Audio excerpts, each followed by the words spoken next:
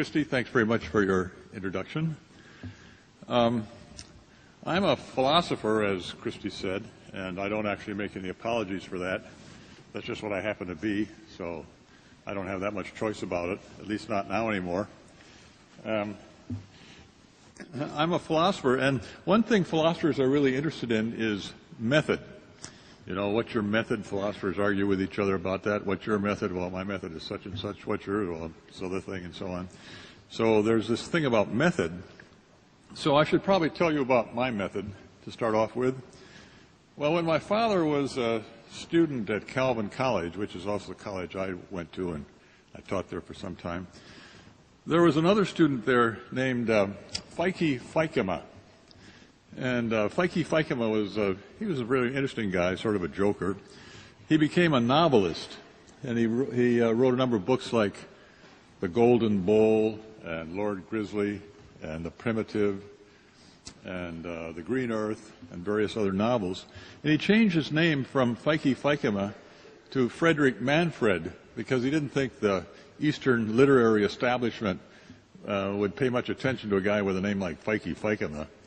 So he became Frederick Manfred. I don't know if that was an improvement or not, but at any rate, he changed his name. And, well, one time he got a hold of a little book of mine called God, Freedom, and Evil, which has lots of numbered propositions in it. It's sort of logical.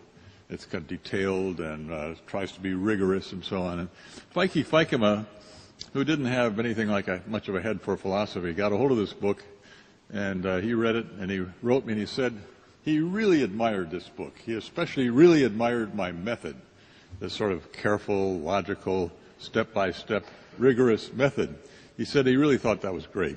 He said he liked it almost as well as his own method, which was just guessing. So, so much for method. So the title of my talk is An Evolutionary Argument Against Naturalism. And I hope you all have copies of the handout that goes with it.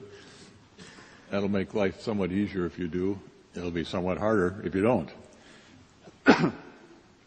So when I speak of evolution, I just mean what we learn about in high school and college courses in biology. The idea basically that all the enormous variety you find in the living world at present comes by virtue of development from simpler antecedents, where the developments work basically by virtue of some form of genetic mutation, random genetic mutation, they say, some form of genetic variation, on the one hand, and then on the other hand, natural selection, which selects the sort of fit mutations and discards the rest, and as a result of this process, here we are. Here we and all the rest of the living world is. That's evolution. And then when I use the word naturalism, what I mean is really the belief that there's no such person as God or anything like God. So naturalism is stronger than atheism. Naturalism entails atheism, but atheism doesn't entail naturalism. You can be an atheist without rising to the heights of or sinking to the depths of, whatever you think is appropriate, naturalism. So, for example, someone like Hegel, who thought there was this giant absolute, this great absolute that includes all of reality somehow, but didn't think there was an omnipotent, omniscient, holy, good person.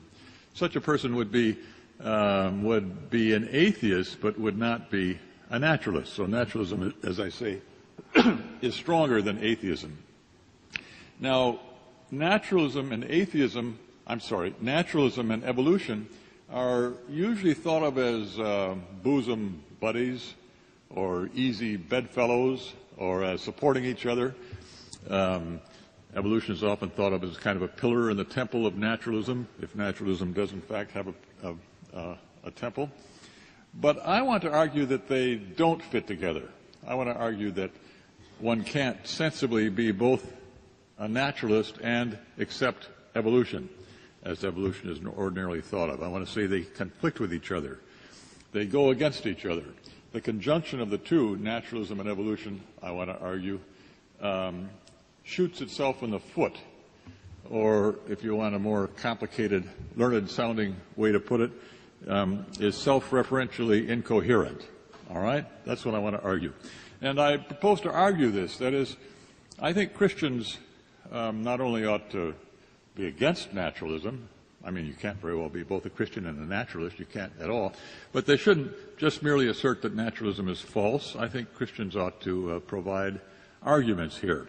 We're enjoined in the New Testament to always to be ready with a reason for the hope that is within us.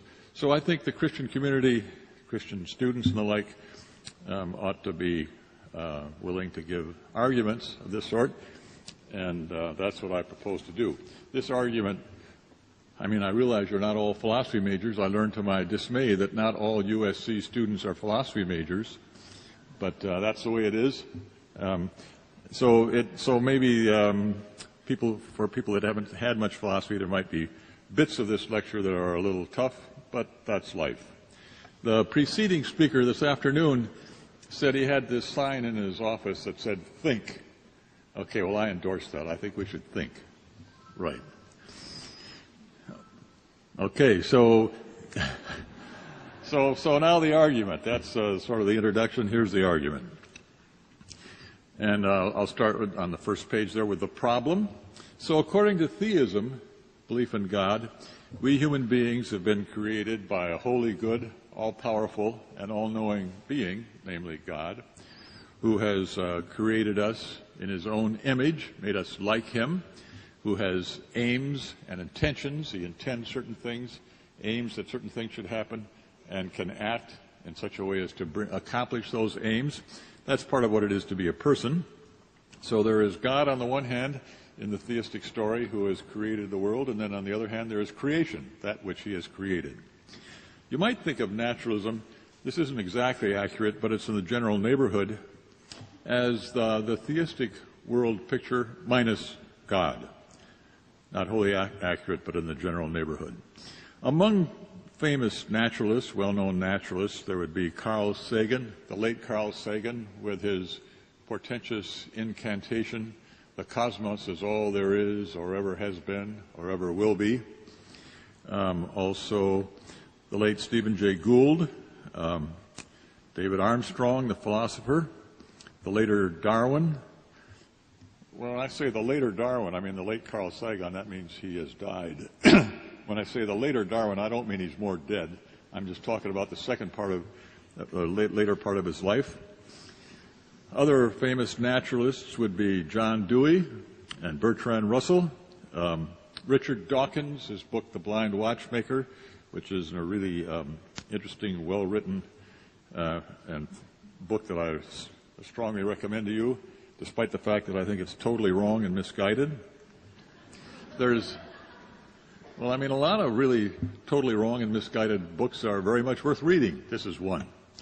Another one is a book by Daniel Dennett called Darwin's Dangerous Idea. Daniel Dennett is another such naturalist. John Lucas, a philosopher at Oxford, former philosopher at Oxford, says that naturalism is the contemporary orthodoxy of the academy. Maybe that's right, maybe not. But in any event, naturalism is strong in the academy, certainly among philosophers. Now, my argument will have to do with cognitive faculties, memory, perception, the faculties whereby one forms beliefs, the faculties whereby one knows things, memory, perception, insight, whereby you learn mathematical truths, let's say, and logical truths, maybe reads sympathy, whereby you know about what other people are thinking and feeling, induction, whereby you can learn from experience. So these would be cognitive faculties. And in brief, here's how my argument will go. I'll argue that if naturalism and evolution, if that pair of propositions, if that conjunction, if they were both true, then it would be improbable that our cognitive faculties, memory and so on, improbable that they are in fact reliable, that they give us, for the most part, true beliefs. All right?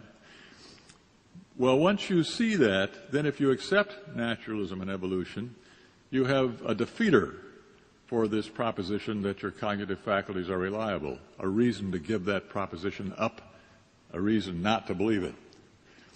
And once you have a defeater for that proposition, that your cognitive faculties are reliable, then you have a defeater for any proposition that you take to be produced by your cognitive faculties, Naturally, that's all of them.